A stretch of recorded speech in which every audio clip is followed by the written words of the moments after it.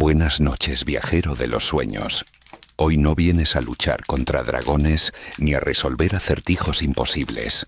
Esta noche simplemente cierra los ojos, respira hondo y déjate llevar por las aguas tranquilas del pasado.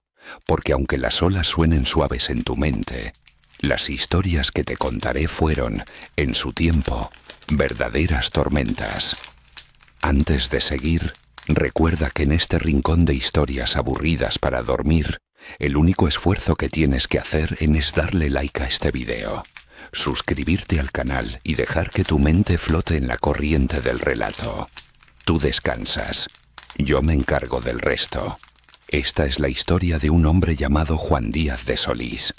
Tal vez su nombre no te suene tanto como el de Cristóbal Colón o Hernán Cortés, pero te aseguro que su destino fue tan trágico y misterioso como el de cualquier héroe o villano de los libros de historia. Y si te quedas, te lo contaré todo, incluso aquello que muchos prefieren no recordar. Imagina el año 1515. La noche se cierne sobre Sevilla, y las carabelas descansan amarradas en el puerto, flotando sobre las aguas oscuras del Guadalquivir. Los barcos parecen dormidos, pero no lo están.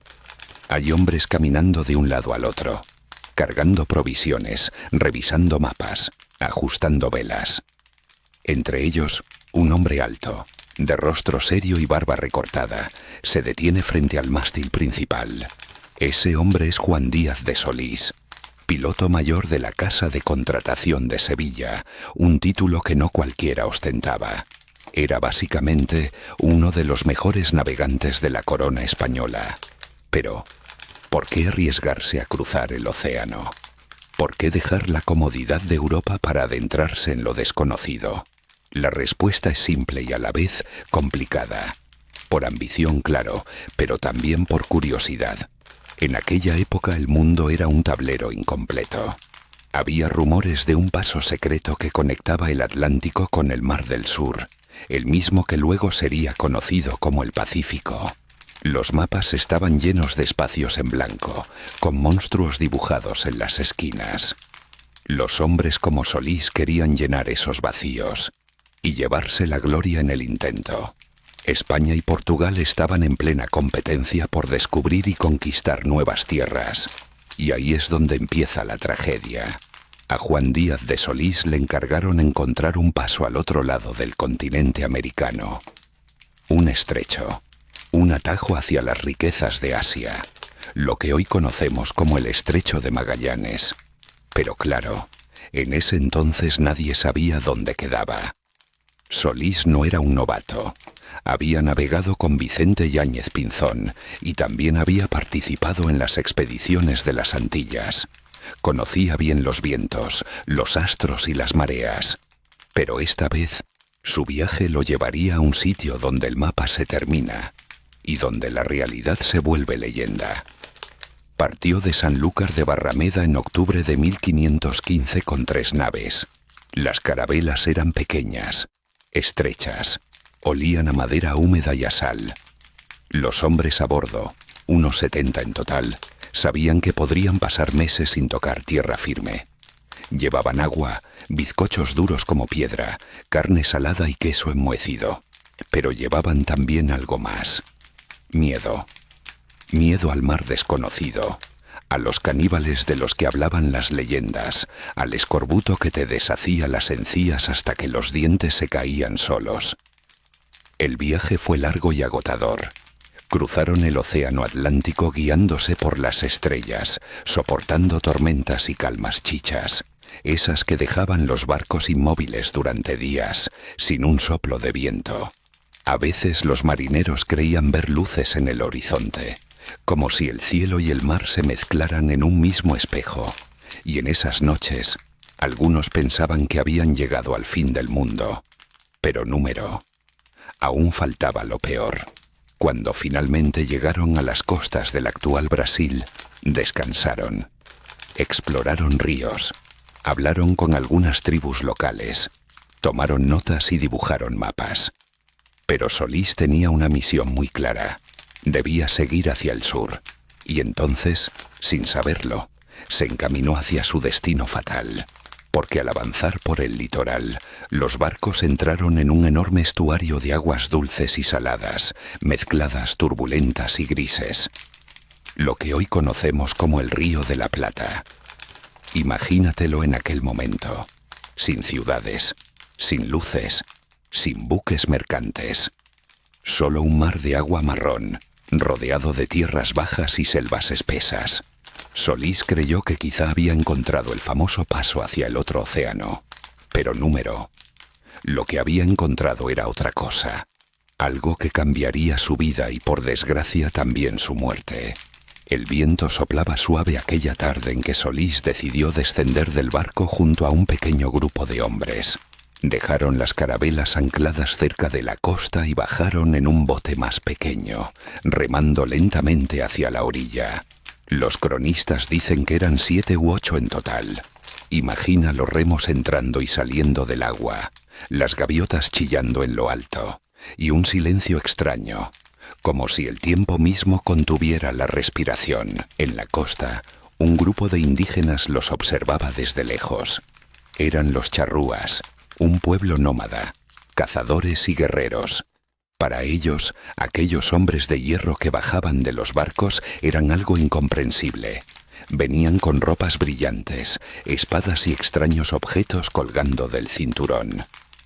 ¿Eran dioses? ¿Eran enemigos? ¿O eran presas fáciles?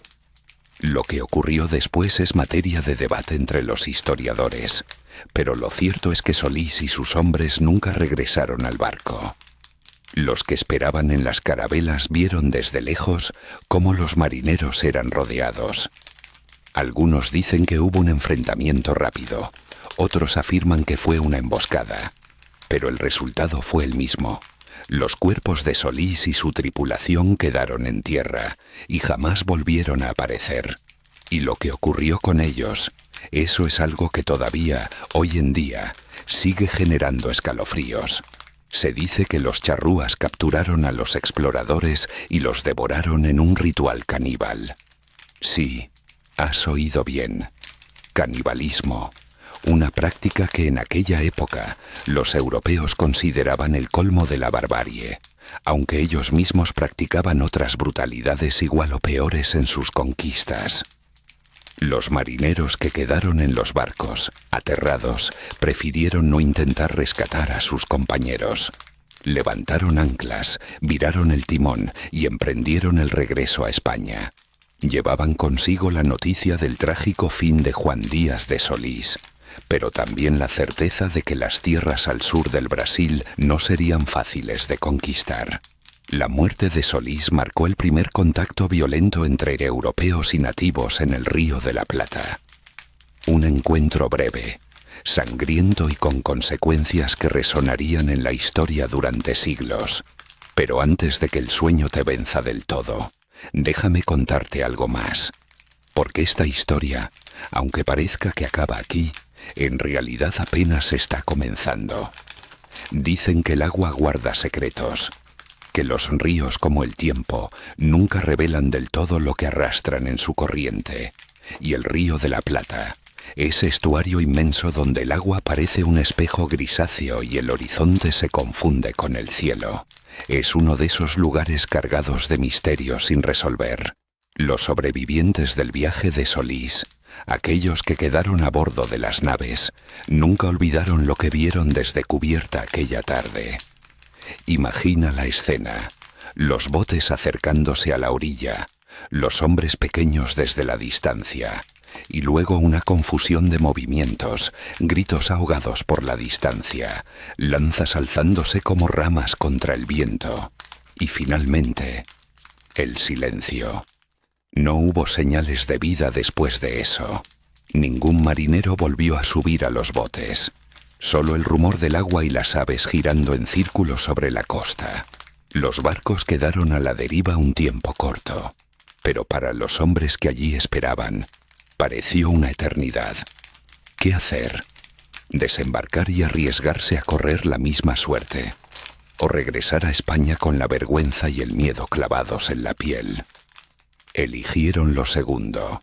Era la opción más cobarde, sí, pero también la más sensata para un puñado de marineros que no quería convertirse en leyenda ni en carne para rituales. Cuando regresaron a Sevilla con la noticia, la corte quedó helada. Se había perdido no solo al piloto mayor, sino también la esperanza de encontrar el ansiado paso hacia el Mar del Sur. Los mapas seguirían incompletos por un tiempo más. Los cronistas anotaron el suceso en sus libros. Los sacerdotes rezaron misas por las almas de los caídos, y los reyes en su castillo comenzaron a pensar en quién sería el próximo en intentarlo. Pero, ¿fueron realmente devorados por los indígenas? Aquí es donde la historia se mezcla con el mito.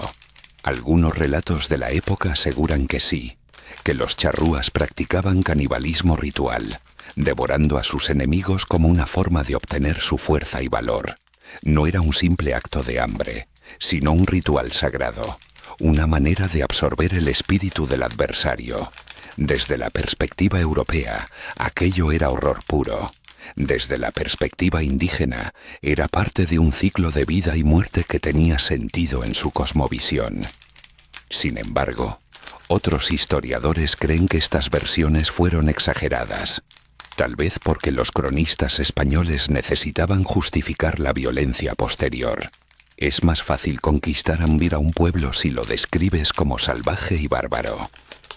¿Acaso no sigue pasando algo parecido hoy en día, cuando los poderosos buscan pretextos para invadir o dominar a otros? La historia se repite, solo cambian los nombres y los escenarios. De cualquier forma, lo cierto es que Juan Díaz de Solís jamás regresó, y su cuerpo nunca fue encontrado. Su nombre quedó flotando en las aguas del Río de la Plata, como un eco que aún resuena en las costas de Argentina y Uruguay. Hay calles que llevan su nombre, escuelas, monumentos, pero curiosamente, muy pocos saben quién fue realmente. Esas placas de bronce con su rostro no cuentan la parte oscura de la historia, ni el miedo de los marineros, ni el hambre, ni la desolación.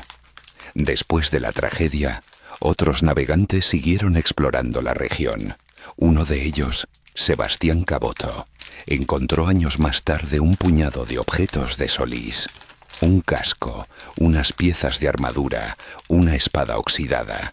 Estaban en poder de algunos indígenas guaraníes, quienes los mostraban como trofeos de guerra. Eso confirmó que al menos los encuentros habían sido violentos. ¿Los canibalizaron? Tal vez. ¿Los mataron en defensa de su territorio? Casi seguro. Pero en ese tiempo la versión que más convenía en Europa era la del ritual macabro. Era la forma más efectiva de justificar futuras expediciones, cada vez más sangrientas y brutales. A partir de ese momento, el Río de la Plata se convirtió en un punto clave del mapa para la corona española. Aunque no encontraron el paso al otro océano, descubrieron un nuevo territorio por conquistar. Uno lleno de recursos, de tierras fértiles y de pueblos que serían tarde o temprano sometidos o exterminados. La historia de Solís quedó como un primer capítulo trágico en un libro mucho más largo, el de la colonización del sur del continente. Imagina por un momento a los charrúas, después del enfrentamiento, sentados alrededor del fuego.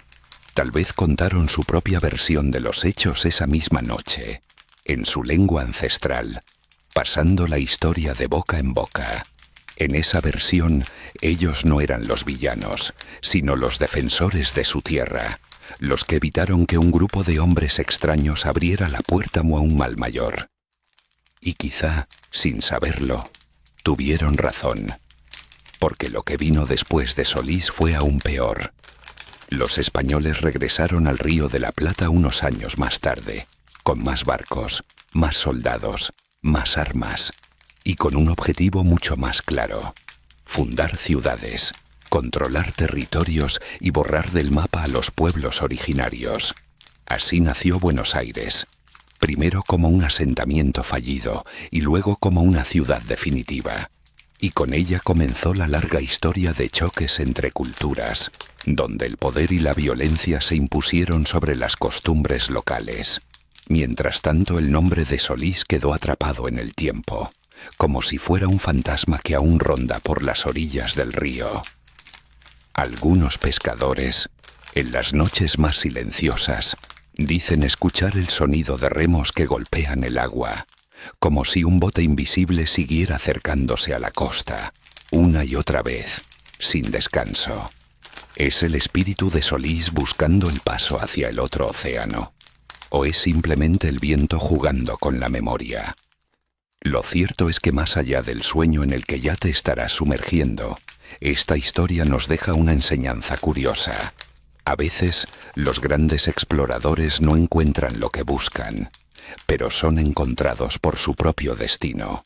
Y ese destino a veces no está escrito en las cartas náuticas, sino en las aguas profundas de la incertidumbre. Las noches en el Río de la Plata son distintas a cualquier otra. No importa si hoy ves las luces de Buenos Aires reflejadas en el agua, o si cierras los ojos e imaginas aquel paisaje virgen cubierto de silencio y estrellas. En la época de Juan Díaz de Solís, todo era oscuridad líquida. Solo las fogatas de los pueblos originarios brillaban en la distancia, como luciérnagas dispersas en un territorio inmenso, aún no conquistado. Después de la desaparición de Solís, el miedo se convirtió en un legado. Los marinos españoles empezaron a desconfiar de las tierras del sur. Las llamaban las tierras de los caníbales, como si el viento mismo estuviera maldito en aquella región. Era una excusa, claro, pero también un reflejo de su propio terror. Porque más allá de los mapas y las conquistas, los exploradores eran al fin y al cabo hombres de carne y hueso, vulnerables, con noches de insomnio donde el crujir de la madera de sus barcos les sonaba a presagio.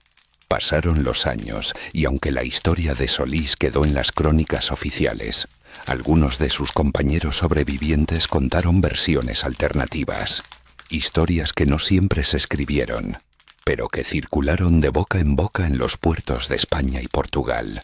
Una de esas versiones decía que no todos los hombres que bajaron con Solís murieron de inmediato. Algunos habrían sido capturados, llevados al interior de la selva y obligados a vivir entre los indígenas durante semanas o incluso meses. ¿Es posible? Sí, es posible. Hay registros de otros casos similares en América, donde los cautivos aprendían las costumbres locales, compartían alimentos, vestían pieles de animales y al cabo de un tiempo, ya no sabían si eran prisioneros o parte de la tribu. La línea entre el secuestro y la adaptación, en esos contextos, a veces se volvía difusa.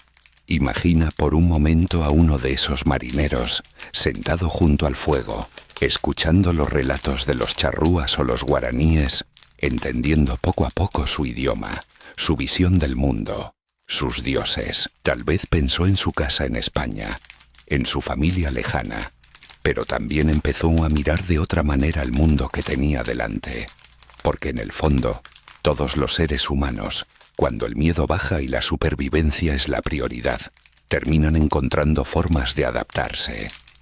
Esos relatos de cautiverio, aunque difíciles de comprobar, reflejan algo interesante. Los primeros encuentros entre europeos y pueblos originarios no siempre fueron guerras abiertas o matanzas sin sentido. A veces fueron confusos malentendidos, acercamientos torpes, diálogos imposibles. Y otras veces, sí, fueron tragedias inevitables, donde el choque de dos mundos terminaba en sangre. Lo cierto es que tras la muerte de Solís, quedó claro para la corona española que el Río de la Plata no era un simple río más. Era una puerta abierta hacia el interior del continente, una ruta hacia riquezas ocultas, aunque en ese momento no lo supieran. Por eso, no tardaron en planear nuevas expediciones.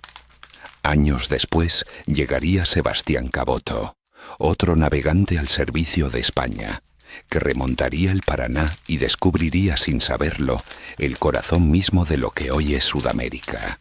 Caboto encontró indígenas con collares de plata, lo que alimentó un mito poderoso, la existencia de una Sierra de la Plata en el interior, un lugar fabuloso lleno de riquezas. Esa leyenda fue el germen de la obsesión española por explorar la región. Y de paso, explica por qué al río lo llamaron Río de la Plata, aunque en realidad de plata no tuviera nada. Es curioso cómo la codicia mueve al ser humano. Basta con ver una piedra brillante en la muñeca de un indígena para imaginar montañas enteras llenas de metales preciosos. Y así, entre rumores y sueños de riqueza, empezaron las expediciones más grandes, las colonizaciones y las guerras que definieron el destino de esta parte del mundo. Pero volvamos un momento al nombre de Solís. ¿Qué quedó realmente de él? Más allá de los libros de historia, su memoria se fue diluyendo con el tiempo. Hoy su apellido aparece en mapas, en calles, en placas oxidadas. Pero ¿quién recuerda al hombre? A ese navegante que miró el horizonte sin saber que su último día había llegado. Es probable que Solís no fuera un héroe ni un villano, sino un reflejo de su época. Un hombre atrapado entre la ambición de descubrir y el peso de las decisiones que lo llevaron a su destino final. Y en ese espejo, si lo miramos bien, tal vez veamos también un poco de nosotros mismos. Porque la historia no es solo un relato de fechas y nombres. Es un conjunto de vidas reales, de errores, de sueños rotos y de preguntas sin respuesta. ¿Qué habría pasado si Solís no hubiera bajado del barco aquella tarde? ¿Y si hubiera esperado un día más o elegido otro lugar para desembarcar? Tal vez su nombre hoy estaría junto al de Magallanes, como uno de los grandes descubridores. O quizás el destino ya estaba escrito y no había forma de evitarlo. La corriente del Río de la Plata sigue fluyendo, noche tras noche, como si nada hubiera pasado. Pero bajo sus aguas, en algún rincón del tiempo, los ecos de aquel trágico viaje todavía se escuchan. Y mientras tú te acomodas mejor en la almohada, dejando que el sueño te envuelva, recuerda esto. Las historias que parecen aburridas, a veces son las que más enseñan. Porque nos muestran no solo lo que pasó, sino lo que podría volver a pasar y a pasar si olvidamos las lecciones del pasado. Con el correr de los años, el eco de la expedición de Juan Díaz de Solís se convirtió en un susurro lejano. La tragedia quedó archivada en los libros de los cronistas reales, pero el río siguió allí, indomable, ajeno a la tristeza de los hombres. Las nuevas expediciones no tardaron en llegar. La corona española, lejos de aprender alguna lección de prudencia, decidió redoblar la apuesta. Si Solís había muerto buscando un paso hacia el Mar del Sur, otros lo intentarían. Porque en aquellos tiempos, morir en el intento era casi un requisito para entrar en los libros de historia. En 1526, apenas unos años después del fatídico viaje de Solís, fue enviado Sebastián Caboto, un navegante italiano al servicio de España, quien terminó tomando un desvío inesperado hacia el Río de la Plata, creyendo, o queriendo creer, que estaba ante un nuevo camino hacia las riquezas del Asia. Caboto no era un ingenuo. Sabía muy bien lo que había pasado con Solís, y sin embargo, siguió adelante. ¿Por qué? Porque la ambición humana suele pesar más que el miedo. Además, circulaban rumores de una sierra de plata escondida en el corazón de América, una especie de ciudad de los metales preciosos. Eran tiempos en los que bastaba un comentario en una taberna para desatar una expedición. ¿Te imaginas?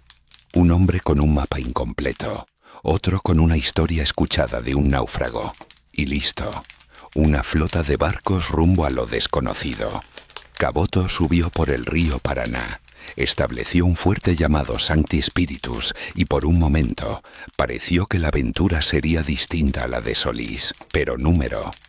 La historia, como tantas veces, repitió sus patrones. Los indígenas locales, al principio amigables, terminaron enfrentándose con los europeos. Y el fuerte, el primero en territorio argentino, fue destruido. Las relaciones entre conquistadores y pueblos originarios siempre fueron un delicado equilibrio entre la diplomacia forzada y la violencia inminente.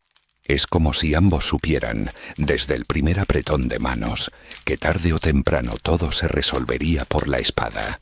Pero esta vez, algo fue diferente.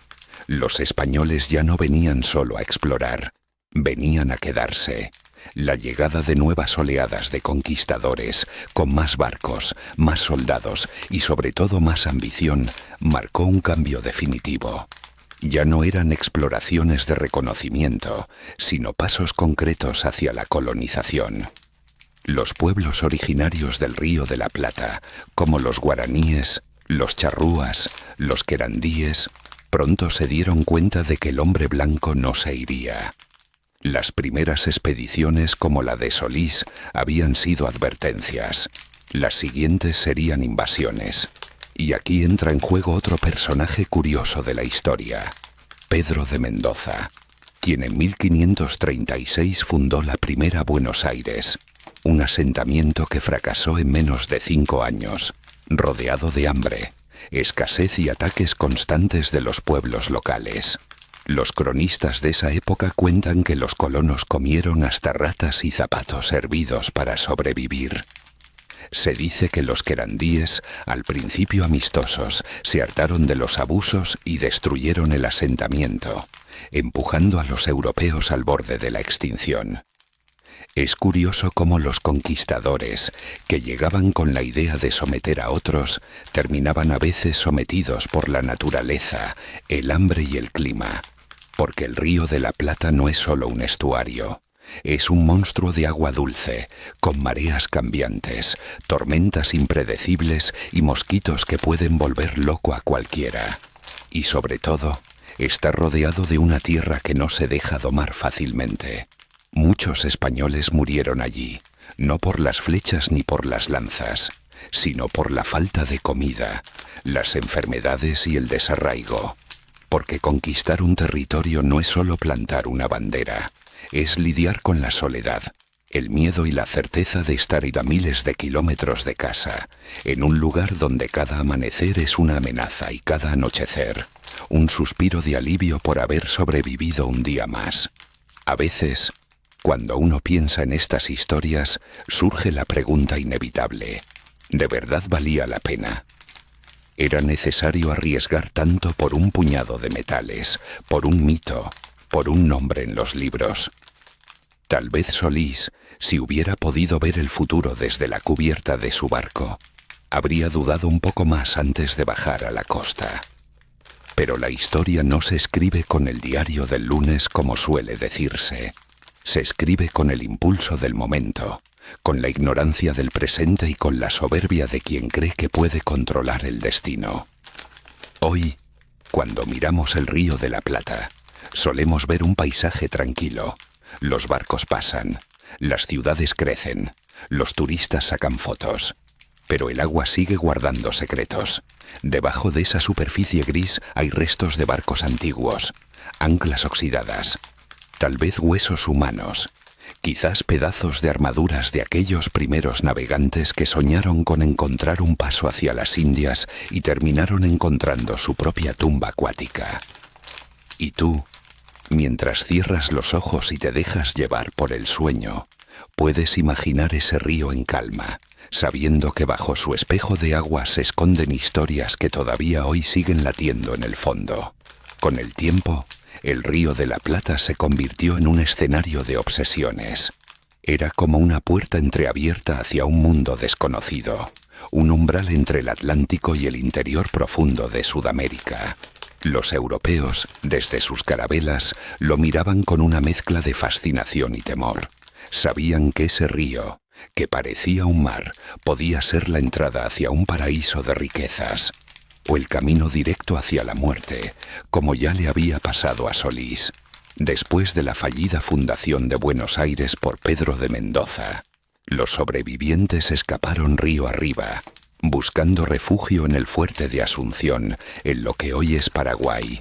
Allí empezaron a levantar una colonia más estable, más protegida, lejos de las costas hostiles del estuario. Sin saberlo, estaban escribiendo un nuevo capítulo en la historia del continente. Pero el Río de la Plata nunca dejó de ser un punto clave. los españoles, los portugueses e incluso los corsarios ingleses entendieron pronto que controlar esa desembocadura era controlar la entrada al corazón de América del Sur. No era solo un tema de plata o de oro, era un tema de poder. Y mientras los europeos trazaban mapas y planificaban expediciones, los pueblos originarios resistían. Los guaraníes, los charrúas, los querandíes. Cada grupo tenía su manera de ver el mundo, su vínculo con la tierra, sus dioses y sus costumbres. Para ellos la llegada de los conquistadores fue como ver caer un meteorito, algo incomprensible, violento y perturbador. Muchos resistieron hasta el final. Otros se adaptaron como pudieron, mezclando tradiciones, cambiando herramientas, aprendiendo a sobrevivir en un mundo que para bien o para mal ya no volvería a ser el mismo. El Río de la Plata, mientras tanto, fue testigo de todo.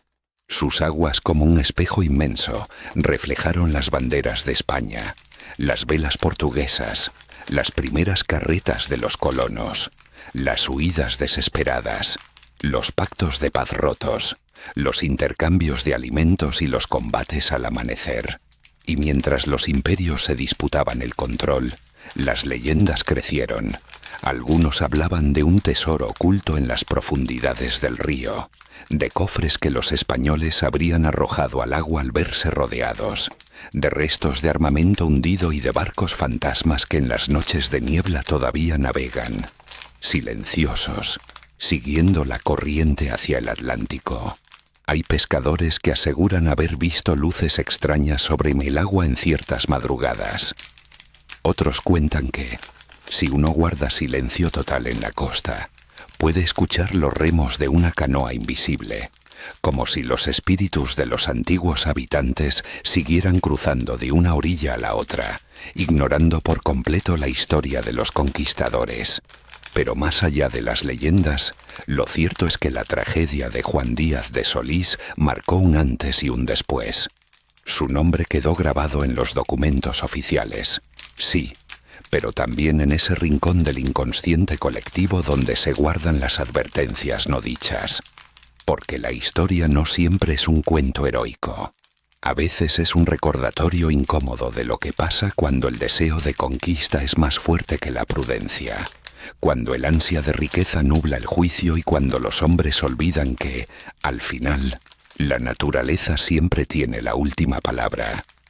El Río de la Plata sigue allí, fluyendo cada noche bajo las estrellas, cargando consigo las memorias de todos aquellos que lo cruzaron, lo exploraron o lo temieron. Es un espejo de agua, pero también un espejo del tiempo, donde el pasado y el presente se entrelazan sin pedir permiso. Y mientras tú te acomodas mejor en la cama, sintiendo cómo el sueño te envuelve poco a poco, recuerda esto. Las grandes aventuras casi nunca terminan como uno espera. Ni los mapas, ni las brújulas, ni los cálculos sirven cuando la vida se encarga de cambiar el rumbo. Y así, con las aguas del Río de la Plata fluyendo en silencio, la historia de Juan Díaz de Solís se fue disolviendo entre la espuma y el olvido. Pero, ¿de verdad se olvidó? Lo curioso de estos relatos es que, aunque pasen siglos, siempre vuelven, como las mareas, como los recuerdos que uno guarda sin querer en algún rincón de la mente. La expedición de Solís no fue solo un evento aislado, un accidente desafortunado en un mapa lejano.